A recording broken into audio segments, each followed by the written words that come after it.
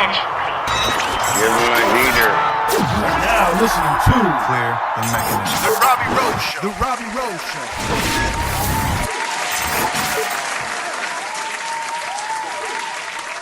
Show. Yo, what's going on, guys? Robby rolling here on another Q&A edition. So Q&A numero 8, that is ocho in Spanish. You're welcome for that lesson. So we got 5 questions. I know I haven't done one of these in a while, but I really enjoy doing these because there's a lot of good questions that come in.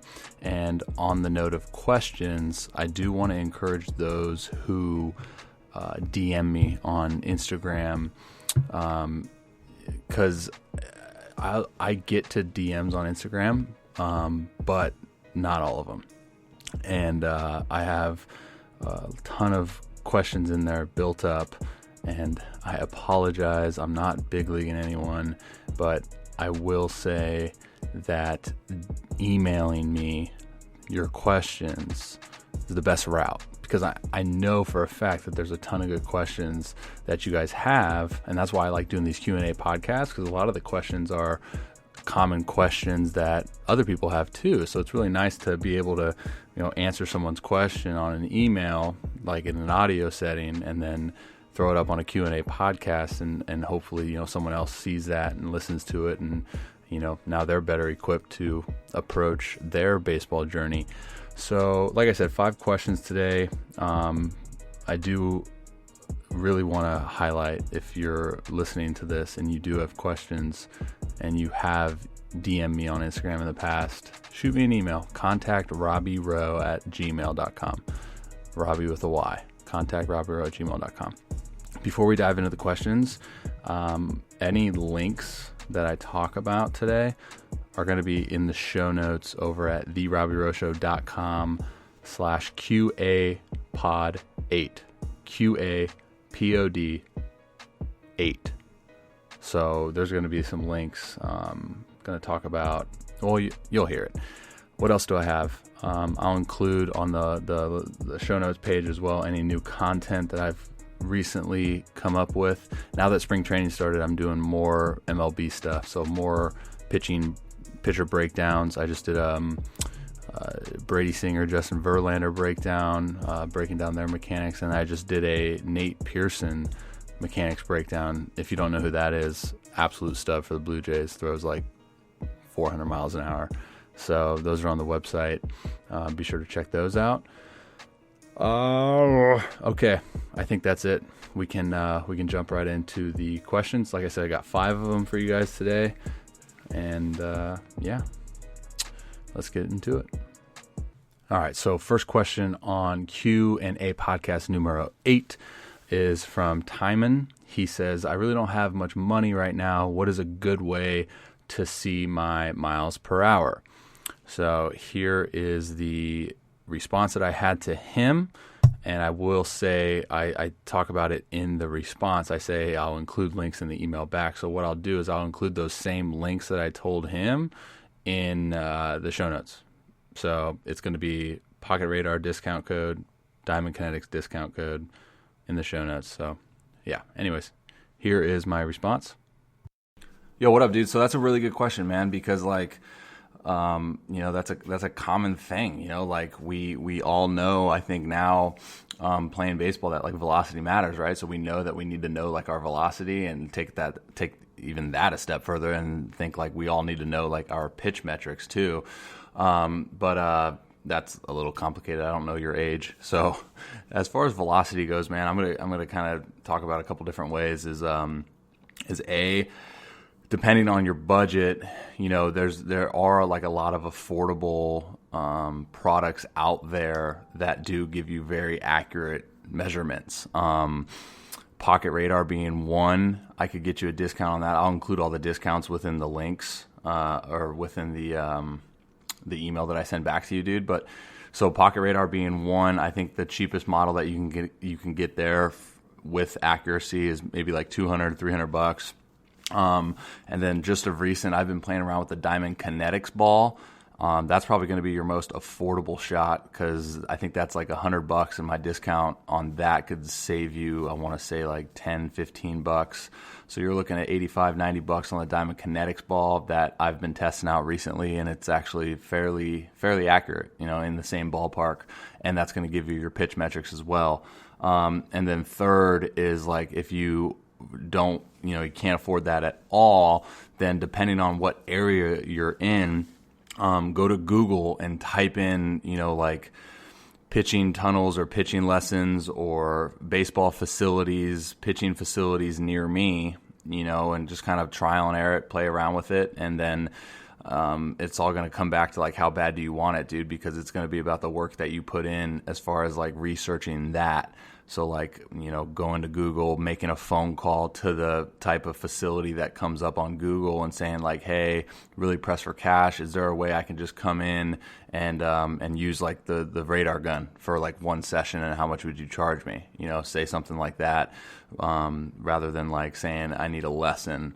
Just see if there's a way that you can get your numbers, because, like I said, I don't know your age, but if you're somebody that needs to know the numbers for like a recruiting video, or to tell scouts, or to tell recruiters, or whatever, then you need to know those numbers, and then it gives you a good baseline. So I think those are three options right there that could help you out. The best being, I think, is those affordable radar guns. And I know you said you're pressed for cash, dude, but grind, freaking flip stuff on Craigslist, Facebook Marketplace. Type in Gary V on Google and listen to him on how he makes easy cash. And I guarantee you, within a weekend, using like buying stuff at garage sales, flipping that on like Facebook Marketplace or Craigslist or something like that, or eBay, you can afford one of these products that I talked about. So hopefully that made sense, man, and hopefully you can take something from that. But best of luck to you, and keep working hard. Okay, so like I said, those discount codes, if you're interested, can be found in the show notes. Question number 2, Joe wants to know how to deal with nerves before games. He says, I have a pretty bad fear of making a mistake in the field or at bat. I guess you can call it PTSD from previous mistakes. So pretty much, how can you overcome playing with the fear of making a mistake? Got my college debut Saturday and really want to have a good mindset going into it. Here is my response to Joe. Hey, man, great question. I'm going to include some links in the email that I've kind of talked about in the past in regards to dealing with this type of stuff. So I'm going to include those links so you can kind of get a better, full range understanding of some of the stuff that I talk about. But in short, dude, I think fear is something that, we can insert any, like motivational quote or inspirational quote or whatever about how fear is not real and all this stuff and that. But I think whether we like it or not, it's going to be present because, we care so much about doing good. We care so much about succeeding, and we care so much about the game of baseball that when we go out to pitch, there's always that, little voice inside our head saying like, hey, what if, right? Like, what if this, doesn't go where you want it? Or what if, this guy hits it over the fence? Or that's always going to be present. So something that I didn't really find out until later in my career was the simple notion of controlling the controllables. And I know it's easy to kind of just talk about that and put it in simplistic terms, and it's another totally separate thing to actually believe it. But it's true, man. Think about it in the sense of like, control everything that you can, right? So you can control the amount of work that you put in. You can control the ability to go about your work smart. You can control your, attitude towards the game. You can control you being respectful to others. You can control you being a good teammate. You can control all the preparation aspect of it. But as soon as, that pitch leaves your fingertips, dude, like essentially it's out of your control, right? So the biggest thing that I encourage guys to look at is simply, trust your preparation, trust everything that you've done leading up to that point, trust that you have controlled all of the things that you can control, And I think that trust factor in all of the other things leading up to that point where the ball leaves your fingertips is going to give you a little bit better confidence in yourself, because it's like, there's, at the end of the day, there really is nothing I can fear because I've done everything I needed to do. And, at the end of the day, if that's not enough, then it's not enough. Then you at least can look back at it and say, I don't have any regrets, because what else could I have done differently? I think people often look at fear and say, okay, well, that's the only thing like holding me back, and that's, the biggest reason why I fail, and this and that. And it's like, yeah, that's fine. But at the same time, it's like, what are you fearing? Right? Like, I understand that we fear we make mistakes. And I think another portion of that too is like understanding that mistakes are going to happen. But, push comes to shove, man. It's like all you can do is control what you can. And once you get on the mound, I think it's that trust factor in everything that you've put into it up until that point. Another aspect of fear, I think, again, this is kind of speaking from personal experience, another aspect of fear is, not doing everything in your power to be 100% ready for the moment. You fear because your preparation is lacking. So, yeah, man, take one thing from this. I know I rambled a little bit, but take one thing from this. It would be, just to work your tail off, do everything that's within your control, and then just go out and have fun, man. It's a game, right? Like, I know it's way easier said than done, but it is a game and it's beautiful. And I think if you can practice some gratitude towards your ability to still put on a jersey and be grateful for that, it'll put things into perspective, and you'll be good to go. But best of luck to you in your debut on Saturday, and yeah, man, keep killing it. So in regards to that last question on fear, I'll include a pitching talk segment that I did titled "What Are You Fearing?" I'll include the link to that in the show notes as well. And if you don't want to go to the show notes, it's on the website, therobbyroshow.com. You can just search for "What Are You Fearing?" And a good pitching talk segment I did a while back in regards to my kind of personal experience with dealing with fear and all that good stuff. There's a really just so much stuff to dive into when we talk about that concept of fear.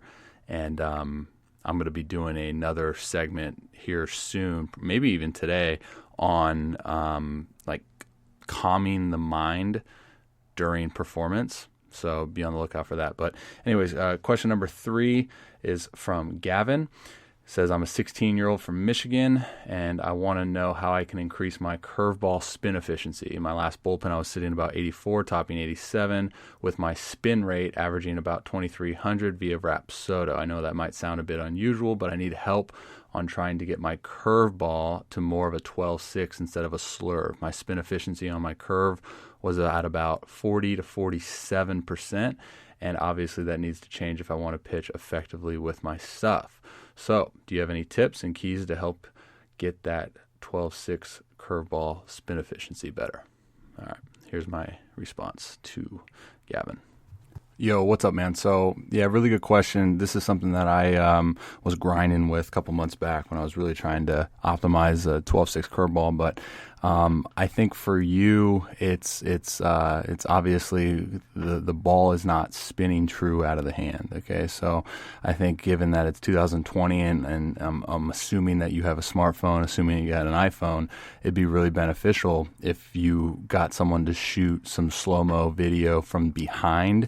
It's going to give you a really good interpretation of how that ball is coming out of your hand, right? So right now, with the efficiency right around 40 and 47, it's just not coming out the way that you want it. You're not either you're not on top, you're not pulling down in a linear fashion to create that 12-6 break. Now, obviously, the 12-6 100% efficiency isn't really necessarily going to happen every time, but if we can get it as close as possible to it, that's what we want, right? So again, I think the video is going to be really helpful, because then you can kind of get that visual of what it's looking like out of the hand, and then you can kind of play around with it there. So when I was struggling with my efficiency, when I was getting it like that 730 to 745 axis, I had to shoot slow-mo, and I saw that I wasn't really getting truly on top of the ball and pulling it down. I was off to the side a little bit, which was getting that axis, and I wanted a different axis, right? So I wanted that 12.6, close to 6 o'clock axis. So what the slow-mo video showed me was that I really wasn't on top. I had to turn my wrist a little bit more, almost thought the cue of throwing that curveball with the back of my hand, because it kind of opened up, that wrist opened up a little bit. So those are some cues I use, man. But like I said, I'd encourage you to take some slow-mo video, even if it's not a fancy camera. The iPhone is actually really, really cool. If you get the video right up close to your ball hand at release, you can slow it down, and then you'll really see what you're working with. So kind of gives you, again, just a good visual of what it's doing, because then you compare that with the data and be like, oh, that makes sense, and then you can kind of develop your cues from there. So hopefully that helps, brother. Best of luck to you. So if you're someone that's wanting to kind of know that information, I partnered with, I even said it in the first dang question. I don't even know why I said that. Anyways, Diamond Kinetics, the pitch tracker ball, it will actually give you a pretty good interpretation of those metrics. I've done plenty of comparisons from the Diamond Kinetics to the Rapsodo, and especially when it talks about like the pitch profile metrics, when spin rate, spin direction, all that stuff, the Diamond Kinetics ball is actually really impressive pairing it up to the Rapsodo. So don't think that you have to go on a Rapsodo to get these metrics. The Diamond Kinetics ball will actually give you those good metrics, and pretty comparable to the Rapsodo. The one ball that I will say is superior is the Pitch Logic ball. The Pitch Logic ball, in comparison to the Rapsodo, was almost identical every pitch. I want to do another comparison with the Pitch Logic and the Rapsodo. I'll be doing that soon. But the first two comparisons that I did with the Pitch Logic and the Rapsodo, like I said, it was really, really impressive. Head over to the show notes to get a discount on the Pitch Logic ball as well. That one's going to be a little bit more expensive than the Diamond Kinetics, but it won't charge you a monthly subscription fee. So, all right, question number 4, we have Jay. He says, hey, Robby, I've seen your videos, and you seem to have a lot of pitching knowledge. Appreciate you, dude. I just moved to a new 18 under travel ball team, and we do max velo pull downs every week. My max is 91. Coach wanted me to start the Driveline program they have, and I was just wondering, is it safe for my arm to do the Driveline program 3 times a week, because they do a lot of weighted ball stuff? What do you think? Here's what I think. Hey, what's going on, man? So a pretty common question that I get asked a lot as far as like the Driveline program. To be completely honest with you, I don't necessarily know what the Driveline program is. I know what like the plyo ball stuff that they have is, and I'm so on board with a lot of the stuff that they do. Now, when it comes to the question you have in regards to is it safe for your arm, that's something that I can't answer for you, right? Like, I don't know your arm. I don't know how you've trained it. I don't know how you prepared it. Obviously, it's going to be different input if you've never thrown like plyo balls or weighted balls before. And again, that's not to like say that it's a bad or good thing, but I think at the end of the day, you're going to know your arm better than anyone in the world is going to know your arm. So I know there's no real answer to be had here. I can just encourage you to be really mindful of how your arm's feeling if you dive into this. Constantly be in communication with your coach. I would say, don't overdo it. Here's the thing that I see a lot of times with kids, and getting pretty excited about a quote unquote Driveline program or a weighted ball program or whatever it may be, they go super hard in the beginning. Their intent goes through the roof compared to how it was before they started, and then they see that velocity increase just solely based on intent and probably workload, and then they continue to really hammer it home, and then they see that, like I said, that instant velocity jump, and then it after a while, multiple weeks of doing the program, their velocity kind of flattens out or peaks or whatever, and then they get discouraged. So know that anytime we're talking like velocity development, it's not a linear progression, right? Like, it takes years and years of intentional training and repetitions, and I talk a lot about this as well in the sense of like, before we really focus on intent, let's optimize the throwing mechanics first. Right, like let's make sure those are on point. So now we have a better opportunity to handle the stress and handle the load of throwing weighted balls. Now, with that same breath, I also am an advocate for using weighted balls to clean up your throwing mechanics. So, like I said, man, I know there's not a clean cut answer in the sense of, hey, yes, do this, or hey, no, don't do this.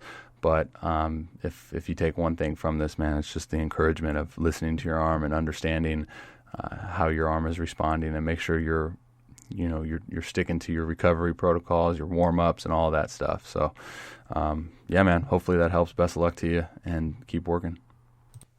In regards to that last statement I made, man, there's like such a big importance put on understanding your arm, understanding your body, like. I think that's the common disconnect that we're seeing right now in the baseball development industry, is that we're seeing just too many kids having to rely on instructors or coaches or parents to, pretty much give them the okay on specific things that really the athlete's the only one to know. That kind of goes hand in hand with the conversation of throwing programs having been written down by somebody else and told to do, like, I don't believe in that. I think I put such a high importance on really understanding and identifying what you need from a throwing standpoint, from a training standpoint. I've talked to guys that do really, really well with throwing weighted balls, X amount of times a week. I've talked to dudes that swear by weighted balls are bad and this and that. But I think the reason I put so much importance behind it is because, like, that is something that we can all identify. It's something that we can all control. I don't care if you're 12, 14, 15 years old. Like, you can have a really good understanding even from that age of like, oh, well, if I do this on this day and then I pitch on this day, I feel pretty good. So it's like, boom, dude, there you go. Like, I just dropped my pen. That's a really good indication of, incorporating something into your program. So, hopefully you can take something from that. I know a lot of guys have had success with doing Driveline stuff, and I know guys that haven't. So, I mean, it's kind of up to you to decide that. And, I think you owe it to yourself to maybe trial and error that as well. I know I've been a guy that has gone through, doing plyo ball stuff 7 times a week to now kind of doing it a little bit differently now that I know kind of what is the best routines for my body and my arm. Okay, fifth and final question we have from who? Austin.